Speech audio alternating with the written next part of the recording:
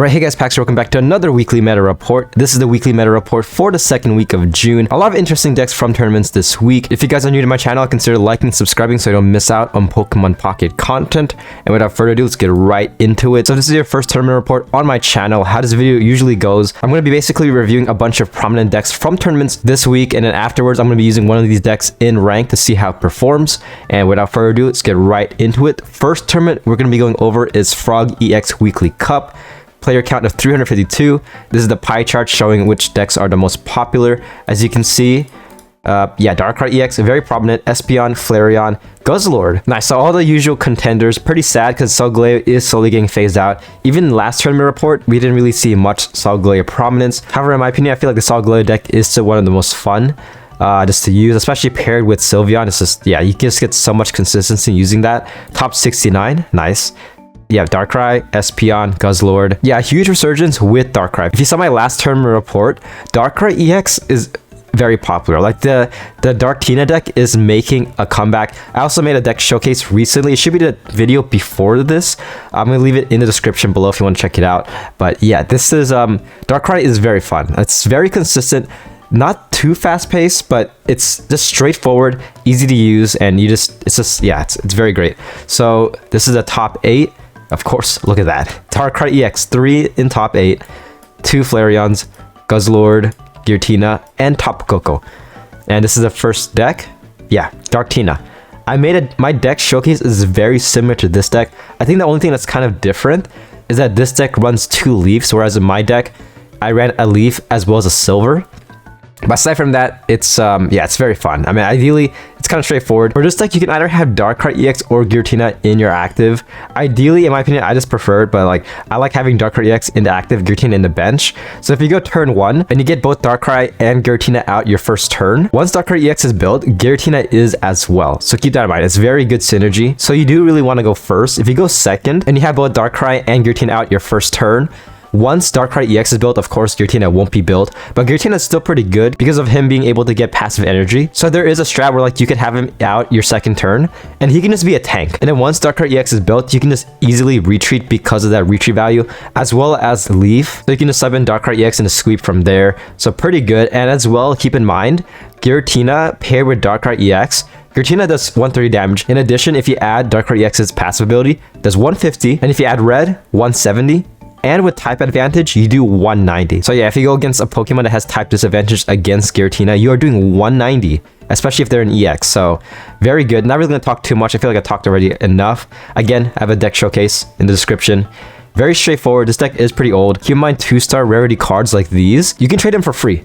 The only thing that's going to be consumed is trade stamina, but you can trade these for free. Of course, these two cost 5,000 shine dust, but of course, these two are 5,000 shine dust each, but should be pretty easy to get nowadays. Next deck we have is a Flareon deck. Interesting. So for this deck, it's pretty good because Magby, we're running 2 of them. So ideally for this deck, you do want to have Magby out your first turn. Feed your EVs. If you go first, by your third turn, your Flareon should be built. If you go second, your second turn, they should be built. So that's pretty good. Ideally, you do want to go second to maximize energy. And then once these guys get out, they can just sweep. So Flareon, this non-EX, very old. So yeah, keep in mind, pretty hard to get. But then again, you could trade with somebody who has a lot of copies.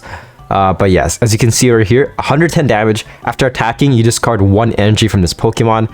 So not as much as this guy. This guy does 20 more Fire Spin. You discard 2. But you can just keep on attacking because keep in mind, your next turn, you can just use Combust, getting an energy from your discard pile and then just use your free energy. So this guy can attack consistently. The only main downside is that you are getting some recoil damage of 20. But to counteract that, we do have EV Bags, Giant Cape, PC Lady. So you can just keep on rolling. I feel like this Flareon reminds me a lot of Charizard EX, like the one from Genetic Apex. Because once you have that guy out, once you have Charizard EX built with either 5 or 6 energy, you can just consistently just sweep your opponent. Like your opponent really can't do much. This guy has a similar vibe. The only main downside is that this guy, of course, doesn't do as much damage as Charizard EX, but at the same time, a lot easier to get out. These are the requirements right here. Yeah, this deck is very fun. I feel like there is a bit of RNG because you do want to get Magby out basically your first turn. If you don't, it's going to be rather slow to get Flareon EX out. In my opinion, you probably should lead with this guy first. I feel like the ideal setup is to have this Flareon out and then this guy towards the middle to late game because keep in mind this guy, he discards energy. So this is pretty good because your next turn, if this guy's still alive, for this Flareon, if he's in your bench, you can just use Combust. And granted, again, it could be a liability because of that 20 damage. Your opponent can definitely just Cyrus, but EV Bag, you can just heal. PC Lady, heal. So a great way to prevent Cyrus and getting value. Yep, this is the requirements right here. Next tournament, we have the Magma King of the Hill. 321 players. Yeah, very similar. A huge dominance with Darkrai. This is pretty good, pretty nice, because I feel this is a good sign for the game, because both Darkrai and Giratina are very old. Like, at this point in the meta, they have, like, the meta moves very fast, and it's kind of cool to see a deck that's just, like, consistently just solid. That's something you can invest in. So if you're a new player and you're like, what deck should I invest in? I feel like you should invest in Darkrai EX, because there's a lot of decks that just get phased out eventually. But I feel like for Darktina, they're going to stay here for a long time. Like, looking at this, Solgaleo, still, again, I say it like it's still pretty good, but it's not really that prominent in tournaments at all anymore. So that could be a sign that, like, overall, it might get phased out. It might become obsolete. They can very much add a card that's a lot better. I feel like it's for most Pokemon, but for Darktina, I feel like it's a safe bet to just invest in. Yeah, top 153, Darktina prominence. Yeah, look at that. Very nice to see if you're a Darktina fan. If not, then sucks to suck, I guess. I mean, I remember when Giratina first came out, I was so happy because I just wanted a good Giratina card, and he just proceeded to be constantly good, like in a lot of decks. So it's another thing about Darktina, is that both Darkrai and Giratina can be used in a lot of decks that don't involve both of them. So they're pretty flexible like that. This is top 8. Charizard EX, nice. Still pretty dominant. Another good investment, in my opinion. Just like this consistent, easy damage. May take a while to get out depending on your RNG, but nevertheless, still pretty nice. Darkrai EX, Espeon, Silvally, Guzzlord, Ho-Oh, and Lugia made it the top 8. Interesting. Yeah, the chase cards of this new booster set, but they haven't really seen much meta prominence just yet. But this is pretty cool to see. See them right here. This is the first deck we're going to be going over for this tournament. This is the Psychic EV Toolbox deck. I went over this in my previous tournament. Yeah, Espeon, Sylveon. These two cards could win you the game. Espeon's pretty good, especially against Darktina. I feel like this guy is a pretty good Darktina counter. Kind of a glass cannon going against those two because, yeah, I mean, can get one-shotted by pretty much both of them, especially with the type disadvantage against Darkness. But say, like, your opponent's Darktina, like, they're fully built, both of them. Darkrai fully built is 3 energy. Giratina fully built is 4. That's 7 energy in total. And if you look at this guy's attack right here, this attack does 20 damage for each energy attached to all of your opponent's Pokemon. So 20 times 7 is 140. This guy's doing 140 damage. He can one-shot Darkrai, and let's see, what does this deck have? Has EV bags. Okay, so can potentially one-shot Giratina as well. So this guy could get a lot of value. And again, only require 1 energy, so you can just get him out and then just do that. Good for both the early game and the late game. Early game, this guy could do a decent amount of chip damage, but in my opinion, I feel like rocking Espeon, this guy is a safer bet. And of course, Sylveon EX, just great as basically Professor's research that could fight. So it's pretty good. This Sylveon right here, again, has a lot of potential towards the middle to late game, since Evo Harmony right here, 40 base damage, and this attack does 30 more damage for each evolution Pokemon on your bench. So this guy could potentially do 130 damage, and yeah, I feel like you might get most viability with this guy towards the mid game, because I mean mid game, your backline should be fully built by then, especially with Sylveon EX. Like, pairing 2 Sylveons with the Professor's Research is kind of insane. So yeah, a lot of fun. Very cool to see. I like how, like, Psychic is having a resurgence. Just a pure or pseudo pure Psychic deck, because I mean there's EVs here, but still very fun to run. Next deck we have is the Ho and Lugia deck. Okay, this is the one that made it in the top 8. Very cool. So Ho, Lugia, and we have Arceus. Interesting. So only 1 copy of Lugia, 1 copy of Arceus. Does make sense. 2 Pichus, 0 Aura. Okay, so yeah, this is very good. I actually made a Ho and Lugia deck showcase, and for that deck showcase, I did run 2 Zero Auras, because Zero Aura is pretty good, especially like if you get them out as fast as possible. You do want to get them out your first turn, obviously, to maximize that ability. And it's pretty good because you can use this guy as basically free energy. So let's say you go second, you put Ho in your active, put Zero Aura in your bench, feed Ho 1 energy. Your next turn, feed Ho that free energy, and then use Elemental Switch to get that energy from Zero Aura. Ho is fully built. And then by then, you could start feeding Lugia, or like in this case, Arceus as well. So very fast paced, and Ho, amazing support, but keep in mind, feeding Sturbo also does 80 damage, so he could be rather menacing towards early game. And yeah, if you get him out as fast as possible and you have Lugia in your bench, opponent really can't do much. You just gotta keep on feeding this Lugia. And yeah, I mean, Lugia's main draw is that as you can see, after attacking, you discard 1 fire, water, and lightning energy. But if you can get him fully built, let's say like you attack 3. If you attack 3 times with this Ho-Oh, this Lugia is like, it's gonna cook. He's gonna destroy absolutely everything, unless he gets one-shotted, of course. But in that case, we do have Giant Cape. So yeah, very fun deck. Also with Arceus, I mean, you could feed him manually or use Elemental Switch. You could use the strat I said about Ho in the beginning of this explanation right here. You could do that, but just for Arceus. But for Ho, you could also feed Arceus, because again, Arceus only requires colorless, so you could just do that. This is pretty good too, because you could just, you could just put you could have like a Zeraora in your bench as well as 2 Pichus. That will trigger Arceus being able to do 130 damage, and you could do a little bit more with red. For Lugia, yeah, you could also pair it with red, doing 200 as well, but it's kind of overkill. There are some instances where that would help you out, but very unlikely in today's meta. These are the requirements right here. Take a screenshot. A lot of booster packs, man. I feel like as the meta changes, as more booster packs come out, this is gonna get even bigger. Like, this is kind of insane to look at, but this is, yeah, Dina should definitely add, I feel like Dina should definitely add a pack that kind of consolidates a lot of meta cards. Like imagine just one booster set or like one booster pack that just has a bunch of like meta relevant cards. I feel like it's very unlikely that it will be permanent, but it'll be pretty cool.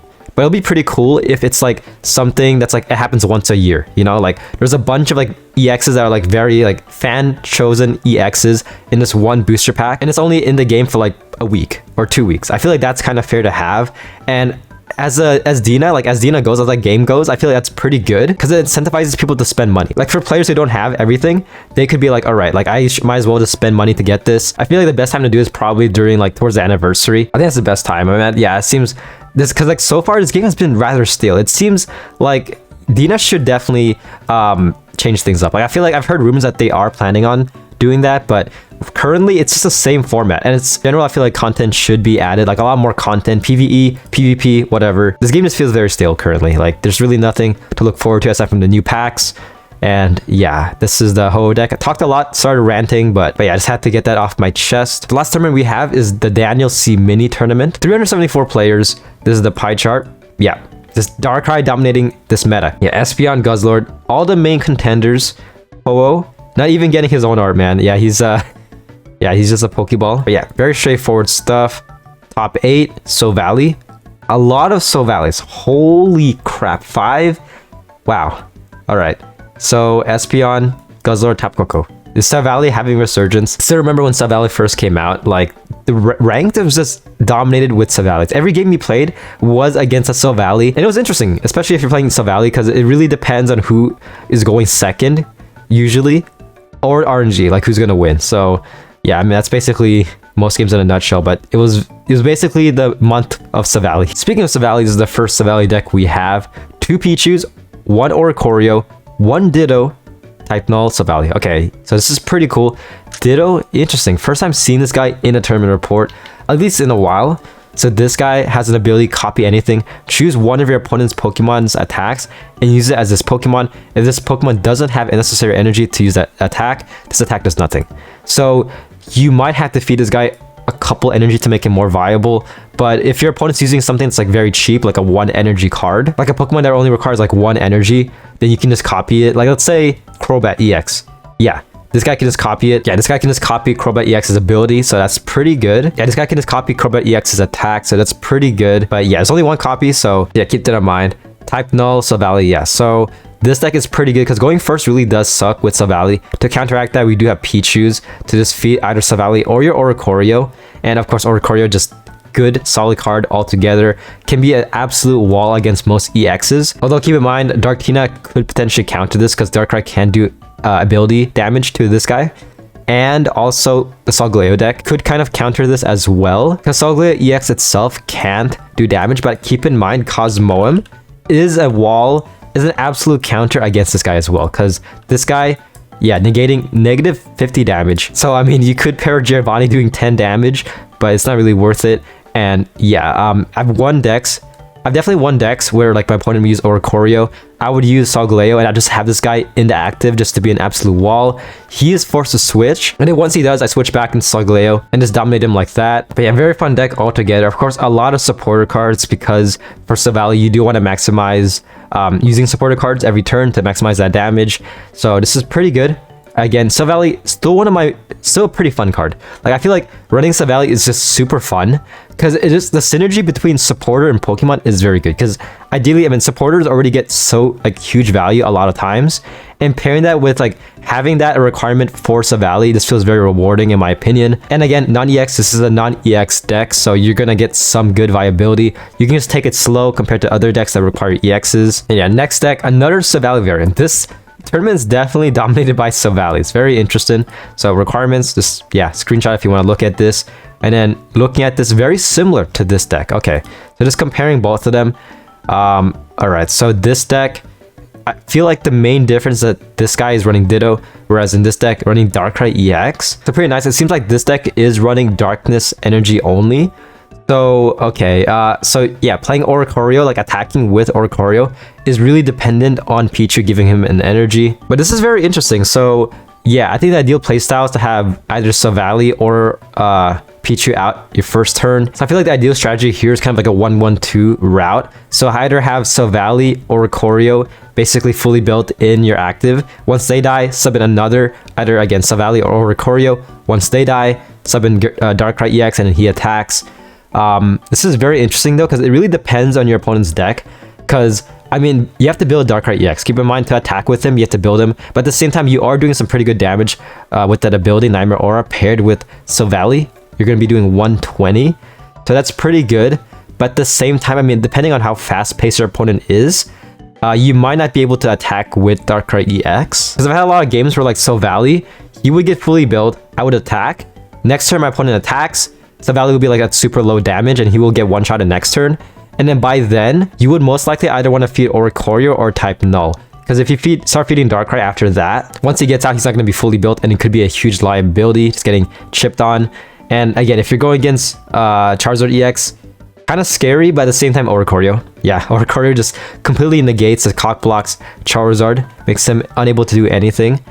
But yeah, in my opinion, I feel like this deck might be better. Just, you can get some good value with Ditto. Granted, you might have to build him up a little bit to get some good value, but at the same time, I mean, if you're going against CROBAT, that card is pretty prominent in this meta, so you could see some good viability with that. Same thing with Nihilego, just feed this guy one extra energy, and this guy's essentially a Nihilego without the ability, of course, so you aren't doing more poison, but still pretty cool. Darkrai EX, just, I don't know, looking at this, I mean, it was pretty successful, I guess, but it just feels very awkward to run, in my opinion. I feel like there are far better Silvally decks out there. I mean, like Rampardos. Also, this is an EX, and I feel like for Silvally, I feel like the best pairing is definitely this non-EXs. Like Rampardos, in this case, Oricorio. You could also run Zeraora as well. But yeah, that might just be me. We also have 2 Leafs, so that's pretty interesting if you want to retreat. And the final deck we're going to be going over is a Pikachu Tapu Koko deck. These are the requirements, again.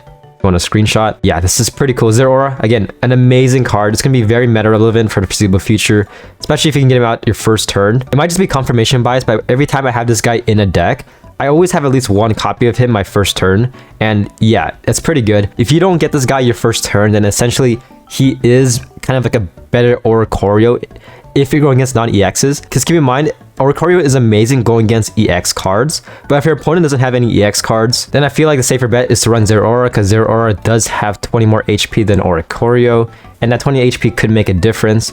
But yeah, this is a deck right here.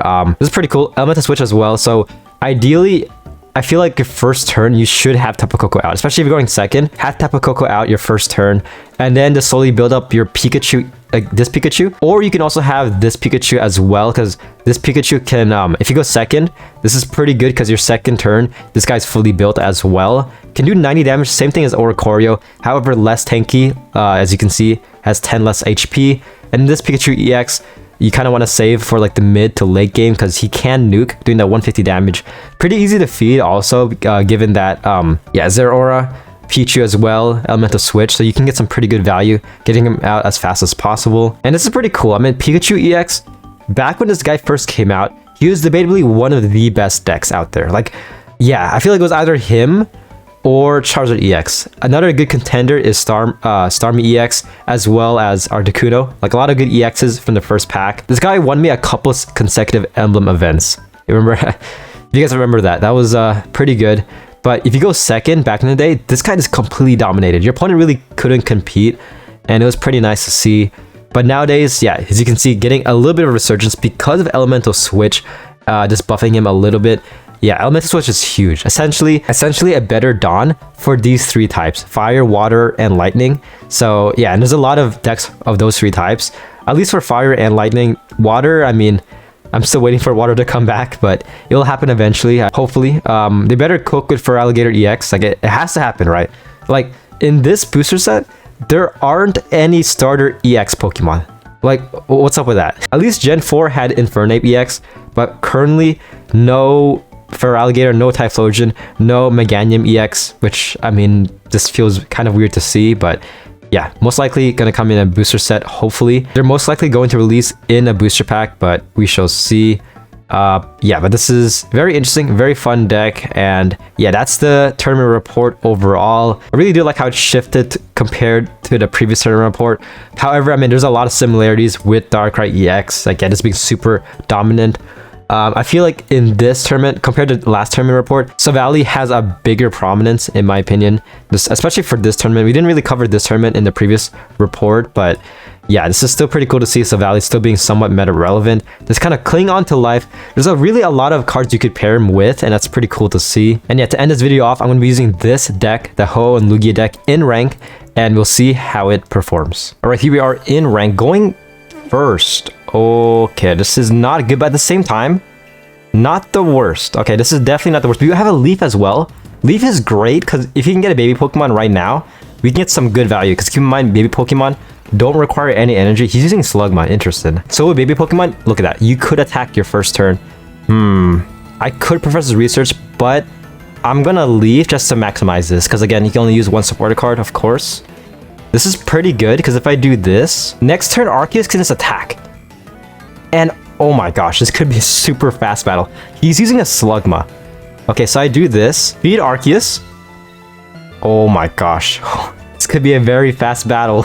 This is very good. So yeah, next turn, as you can see, baby Pokemons are free retreats. I retreat out of him. Arceus subs in. Use Elemental Switch. And then just like, yeah, just like that, Arceus is just fully built. Doing, let's see, how much? Doing 110 damage, but that's enough to kill Slugma, because yeah, he went second, so he can't evolve. Pulled a Pokemon, he didn't place it. GG then. Like, there's really nothing he can do. I can just, wow. I'm gonna do one more battle, because this was, oh gosh, this was so fast. Look at that, dude. Look at that. There's a reason why nobody uses Slugma in tournaments, as, yeah, at least like, it's not that prominent, because look at that. Look at this, 130 damage.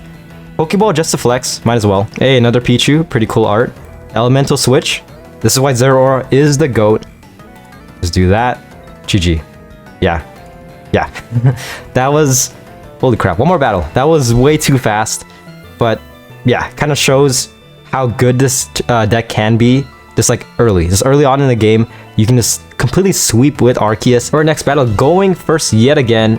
Perfect. Pichu, Arceus, and Lugia. Okay, this is pretty good. So we might as well get all these guys out. All we need now is, ideally a Zeraora, and we can just start cooking with this Arceus. Okay, so all we have are supporter cards.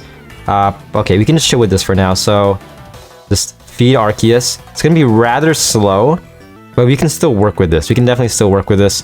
Kind of sad we can't get Zeraora out, because if he did, again, this guy could attack my second turn, going first. So that's pretty huge. Okay, that's pretty bad RNG, I guess. Feeding Magby, a baby Pokemon, okay. Ooh, yeah, we might as well just do this. It's gonna be very slow, but at the same time, he's playing equally as slow. Oh, shoot, okay, so you have Zeraora, kind of useless, but we do have Ho-Oh. Interesting, so I'll play it like this, screw it. Yeah, screw it, I'm gonna play it like this. I'm just gonna play it like this. So... feeding Ho can attack next turn, and we can start feeding Lugia. And in Arceus, that one energy could matter in the long run, especially with Ho. You shall see later on. But I am cooking. I'm thinking of something very, good. And just like this, looking at his board. Okay, he got Ho out finally. Okay, and that's nice. Okay, we're pretty good. We're pretty much set because all the cards we have out in our field is pretty goated. Yes, and we got a Leaf as well. So this is great. So for now, look at that. Just completely demolishing this Magby, but this is pretty good. Looking at his board, yeah, Ho is going to be fully built, but it doesn't really matter because, yeah, attacking, kind of overkill. And then this is where we start cooking. So Lugia, we do this, and then feed Arceus 1. So now we can go both ways right here. So this is pretty good. If you do this, yeah, next turn Lugia is going to be fully built because again, we can just feed him a free energy. And same thing with Arceus. So we can either next turn sub in Arceus or sub in Lugia. Concedes. I mean, there's really no scenario where he could have won in there, but yeah, this is kind of fast. But it kind of shows how fast-paced this deck is. This deck has a lot of potential. Ho's neck, he needs to work on his neck posture, holy crap. But nevertheless, still pretty good art. Screw it, one more battle. This is going way too fast. This is just way too fast-paced, and it's honestly a lot of fun. This deck is a lot of fun to use. All right, last battle, I swear we are going second. Okay.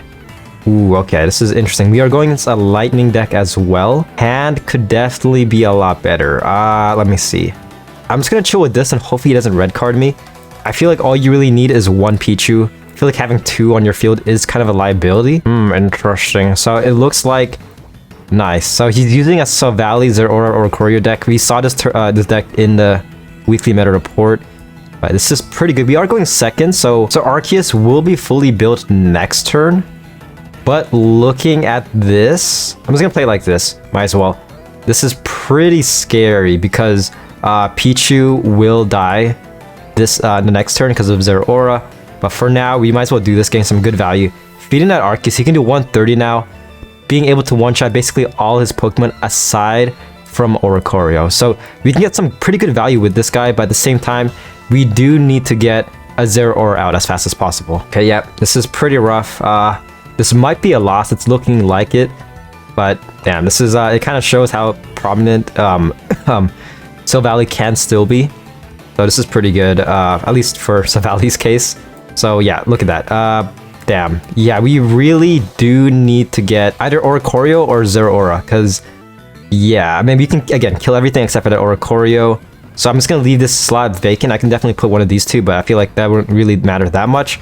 I can still one-shot the Zeraora. So I'm just going to do this. He has two choices. He can either lead with the Oricorio or Silvally. Interesting. So Okay, I see what he did there. Triggering his supporter, so he's doing 100 damage. In any other deck, that would be like, what the heck is going on? But that makes sense. Alright, so he could definitely still win if he has a red. Okay, yeah, because for Oricorio, he can do 70 damage. But looking at this, there's really nothing we can do. If I had a Leaf, then Ho could have attacked this turn because I have two elemental switches. That's a cool thing about elemental switch, that it's like, yeah, it is kind of like a Dawn, but it's an item, so you can use it like 2 times in a turn. That's pretty good value. For now, I might as well just chill like this. This is really all I can do. Yeah, this is pretty awkward, but there's a chance this Arceus can still survive. But if he has a Guzma or red, then yeah, he can just one-shot this Arceus. And at the same time, we need to get, please man, we really do need to get either Oricorio or Zeraora. Okay, just attacking. But again, next turn, I mean, if he has Cyrus, then just easy win. You got Sabrina. You got Sabrina. What does she do? Absolutely nothing. Sure, at this point, we might as well just delay the inevitable. So, might as well just retreat, do that. Alright, yeah, just chill like this. I could place Lugia down, but again, still, the only way we win is with Zeraora or Oricorio. That's like the only way we really win. So for now, we can just, yeah, this is all we could really do. Red is essentially useless, of course. That's the main downside. Not doing any damage, but I could do that. Sure. Cyrus, yeah, it didn't even matter. Yeah, GG. There's really nothing I could have done. And that's the main downside for this deck, is that Oricorio, if you can't get either your Oricorios or Zeraoras out, then yeah, it's really gonna hinder you. But yeah, GG. That's basically this deck in a nutshell. You can instantly win, a lot of potential, but at the same time, a lot of potential to just get countered by Oricorio. But I feel like that's for most EX decks in general. And yeah, that's the weekly meta report. Hopefully you guys enjoyed this. Hopefully you found it informative as well as a little entertaining. I try to be entertaining a little bit.